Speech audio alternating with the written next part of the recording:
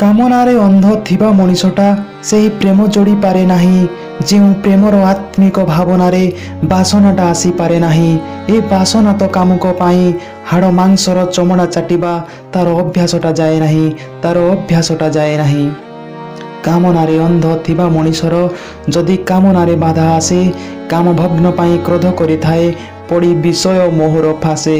ଏ କାମିକୁ ଅନ୍ଧାର ଗ୍ରାସେ, ଅଜ୍ଞାନରେ ସେ ଛଟପଟ ହୋଇ ସେ ତ ନିରାଶ ହୋଇଛି ଶେଷେ, ସେ ତ ନିରାଶ ହୋଇଛି ଶେଷେ।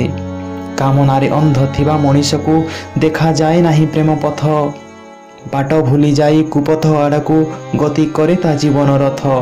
ତାର ରଥର ସାରଥି ଚିତ, ଇନ୍ଦ୍ରିୟ ସୁଖର ମଜା ନେଇ ନେଇ ଶେଷେ ହୋଇଥାଏ ହନ୍ତସନ୍ତ, ଶେଷେ ହୋଇଥାଏ ହନ୍ତସନ୍ତ। କାମନାରେ ଅନ୍ଧ ଥିବା ମଣିଷ ହିଁ ଘୃଣ୍ୟ କୁସଂସ୍କାର ଆଣିଥାଏ।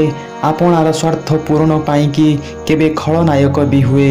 ଯିଏ ଶରୀର ପ୍ରେମ ହିଁ ଚାହେଁ, କ୍ଷଣିକ ସୁଖକୁ ଉପଭୋଗ କରି ଶେଷେ କ୍ଳାନ୍ତ ହୋଇ ମରିଯାଏ, ଶେଷେ କ୍ଳାନ୍ତ ହୋଇ ମରିଯାଏ।